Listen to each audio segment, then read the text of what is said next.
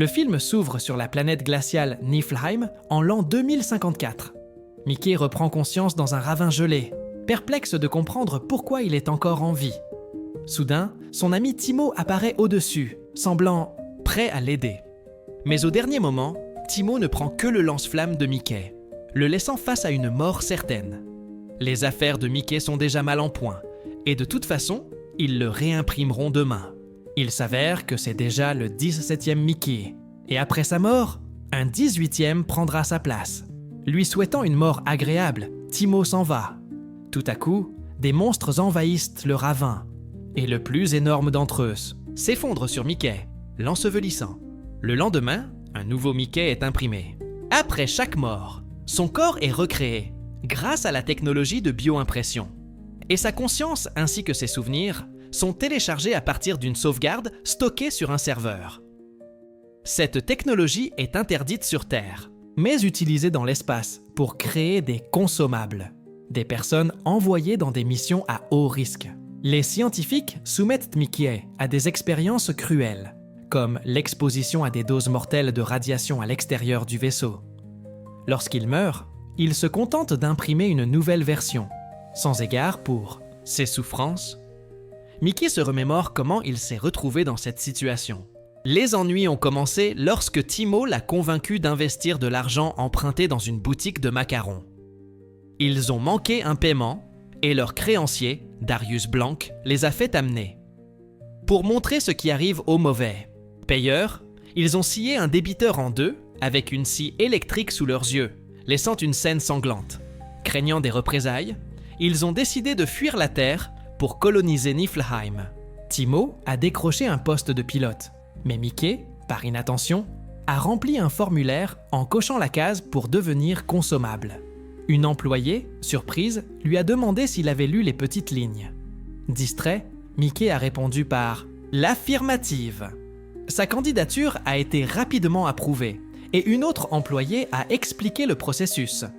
Les déchets organiques du vaisseau sont mélangés et envoyés dans une bio-imprimante qui fabrique le nouveau corps de Mickey après sa mort. Sa conscience est sauvegardée sur un disque dur, ressemblant à une brique. Distrait par le parfum de la femme, Mickey n'a rien retenu des détails. Avant le scan, elle a gentiment éclaté un bouton sur son front pour qu'il ne soit pas imprimé boutonneux à chaque fois.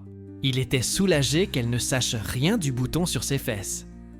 Après le scan de sa conscience, elle lui a tendu un pistolet pour se suicider. Le dernier test.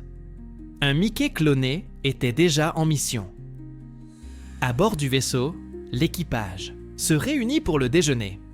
Kenneth Marshall, le chef de l'expédition, se présente. Mickey remarque une femme nommée Nasha et une romance naît entre eux. Marshall annonce le rationnement de la nourriture et l'interdiction des relations intimes pour économiser des calories. Mais Mickey et Nasha ignorent les règles, s'adonnant à la passion tous les jours. Durant le voyage, Mickey meurt et renaît plusieurs fois, endurant des morts atroces. Nasha, soldate, le défend lorsque d'autres membres de l'équipage se moquent de lui. Sur Niflheim, Mickey est envoyé en premier pour tester l'atmosphère. Elle est toxique et il meurt. Les scientifiques l'utilisent comme cobaye pour développer un vaccin. Mickey meurt à répétition, son corps est recyclé et réimprimé. Après la mort du 16e Mickey, il crée un vaccin permettant aux humains de respirer sur la planète. En explorant Niflheim, l'équipe rencontre des créatures extraterrestres semblables à des tardigrades. Jennifer tire sur l'une d'elles au-dessus de sa tête, mais la balle brise un bloc de glace qui l'écrase à mort. Furieux, Marshall accuse Mickey, affirmant qu'un consommable aurait dû mourir à sa place. En punition, il est forcé de travailler 14 heures par jour, avec des rations réduites de moitié, jusqu'à ce qu'il capture une créature vivante. Lors d'une mission, le 17e Mickey tombe dans un ravin glacé. La scène d'ouverture. À sa surprise, les créatures locales ne l'attaquent pas, mais le sortent délicatement. Elles semblent presque adorables. Mickey crie qu'il est savoureux et qu'elles peuvent le manger, mais elles disparaissent dans le ravin. Et rendant le désert enneigé, il repère un transport du vaisseau et saute à bord. De retour dans sa cabine, le 17e Mickey trouve le 18e dans son lit. L'existence simultanée de deux clones est une grave violation du protocole. Soudain, le 18e attaque, lançant une altère, et le 17e perd connaissance. L'histoire saute à la Terre. 4 ans plus tôt, Alan Manikoff, l'un des créateurs de la technologie de clonage, était un psychopathe qui tuait des sans-abri.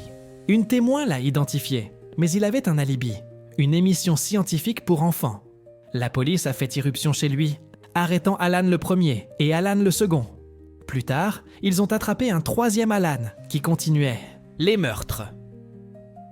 Le congressiste Kenneth Marshall a proposé d'utiliser les clones comme consommables pour la colonisation de Niflheim, mais un seul à la fois. L'existence simultanée de deux clones était strictement interdite. Sur le vaisseau, le 18e Mickey traîne le 17e dans une caisse à ordures pour l'élimination. Le 17e se réveille et tente de frapper le 18e. Avec une altère, mais n'y parvient pas. Le 18e attaque en premier. Désespéré, le 17e propose qu'il meure et travaille à tour de rôle. Mais le 18e le trouve pathétique et refuse. Timo et un membre d'équipage arrivent, et les deux Mickey se cachent derrière des caisses. Ils voient Timo vendre des produits chimiques du lance-flamme comme drogue. Le 18e décide de tuer Timo et le pousse dans un four. Le 17e essaie de l'arrêter, mais Timo s'accroche à la paroi. Le 18e menace de l'achever avec une tige brûlante, mais Nasha et un autre membre d'équipage arrivent. Le 18e sort Timo, mentant qu'il est tombé, et Timo corrobore ses dires. Le 18e part avec Nasha, la pelotant exprès en chemin. Le 17e les suit, mais des membres d'équipage lui disent qu'il est invité à un dîner chic avec Marshall. On le nourrit mieux que jamais. Pendant le dîner, Kai, la sœur de Jennifer, arrive. À l'improviste, Marshall propose à Kai de devenir mère pour les nouveaux colons en raison de ses gènes parfaits. Outré, Kai l'interrompt et appelle à une prière pour honorer les disparus. En pleine prière, le 17e Mickey vomit. Les scientifiques révèlent qu'on lui a donné de la viande contenant une hormone de croissance expérimentale, dangereuse. Mickey se tord de douleur. Ils testent un nouvel analgésique sur lui. Il se lève, puis s'effondre, criant plus fort. Marshall sort un pistolet pour mettre fin à ses souffrances. Kay tente de l'arrêter, mais Mickey articule qu'il va bien et qu'on n'a pas besoin de le tuer. Kay l'emmène dans sa cabine, lui offre du thé terrestre et demande ce que ça fait de mourir. Elle se souvient du regard de Jennifer avant sa mort et veut comprendre son sentiment. Mickey avoue que chaque mort est horrible et terrifiante. Il se rapproche et Kay essaie de l'embrasser, mais il s'enfuit. Il croise Nasha et le 18e Mickey, défoncés aux drogues. Le 18e révèle la vérité sur les clones. Nasha écrit 17 et l'arrêtait 18 sur leur corps, ravis d'avoir deux Mickey. Tous trois se glissent dans un lit, mais le 17e est mal à l'aise et veut partir. Nasha l'arrête avec des baisers. Soudain, Kai entre et voit tout. Elle menace de signaler la violation, mais Nasha la poursuit, suggérant que Kai n'est pas venu par hasard. Kay propose de partager les Mickey. Elle prend le 17e, Nasha le 18e. Nasha refuse de partager. Entre-temps, le 17e raconte le dîner au 18e, qui s'enrage d'apprendre que le 17e n'a pas résisté quand Marshall voulait le tuer. Le 18e s'empare du pistolet de Nasha et part tuer Marshall. Marshall prononce un discours exhibant une énorme pierre coupée en deux, symbole de Niflheim. Le 18e est plaqué au sol, mais une créature sort de la pierre et l'équipage s'éparpille en panique. Marshall ordonne au 17e de l'attraper et il s'exécute habilement. Le 18e tente encore de tuer Marshall, mais Nasha l'en empêche et il rate. Une autre créature jaillit de la pierre sur le visage de Marshall et l'équipage l'abat sans pitié. Nasha et les deux Mickey sont enfermés dans des cages. En cellule, le 17e révèle que les créatures l'ont sauvé et Nasha propose d'en informer les scientifiques. Timo apparaît, envoyé par Darius Blanc pour filmer le démembrement de Mickey en 13 morceaux. Il choisit le 17e, pensant qu'il est plus facile à tuer. Le partenaire de Timo le choque avec un taser et le sort de la cage. Le 18e se propose à sa place, demandant une dose de drogue. Il attrape le partenaire et Nasha vole les clés et le taser.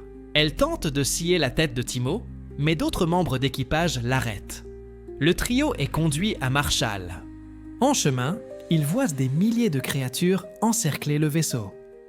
La femme de Marshall coupe la queue d'une créature et la mixe, l'appelant une sauce divine. Marshall marque le 18e avec une tige brûlante pour le distinguer et efface la mémoire de Mickey du disque dur, menaçant de les tuer tous les deux. Nasha défend le 18e, affirmant qu'il visait la créature pour sauver Marshall.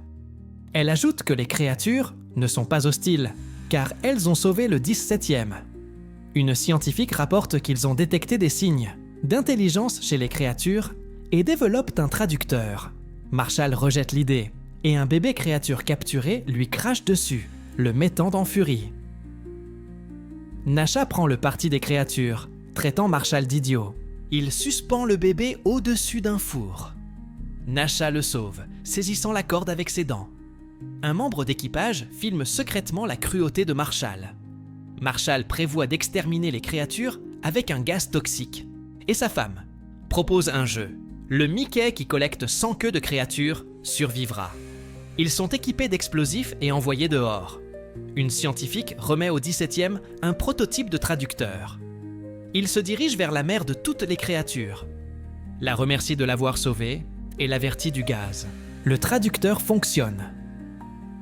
La mère créature déclare que les humains ont tué son bébé Luco. Et s'ils tuent Zoko, qui est captif, les créatures détruiront tout le monde avec un cri ultrasonique qui fait exploser les cerveaux. Le 17e crie au vaisseau de ramener le bébé, sinon c'est la fin. Le conseiller de Marshall suggère de s'adresser aux créatures en direct avant de les exterminer. Le 17e promet à la mère créature qu'ils ramèneront Zoko, mais elle exige la mort d'un humain pour Luco, afin de rétablir la paix. Nasha attrape la femme de Marshall, obtenant qu'on la laisse partir avec le bébé. Certains membres d'équipage la soutiennent. Alors que Marshall et son équipe approchent, les créatures camouflent leur mère. Le 18e fait ses adieux au 17e et se dirige vers Marshall avec une machette.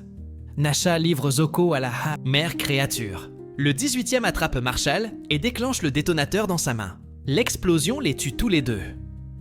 6 mois plus tard, Nasha, désormais membre d'un comité, annonce que grâce à Mickey, l'impression humaine est interdite. Les scientifiques finalisent le traducteur et Mickey demande à la mère créature si elles auraient pu tuer tout le monde. Elle admet qu'elle bluffait. Mickey déclenche un détonateur, détruisant la bio-imprimante. Laissez vos avis sur MickeyDix7 dans les commentaires. Mettez un pouce bleu et abonnez-vous à la chaîne. Et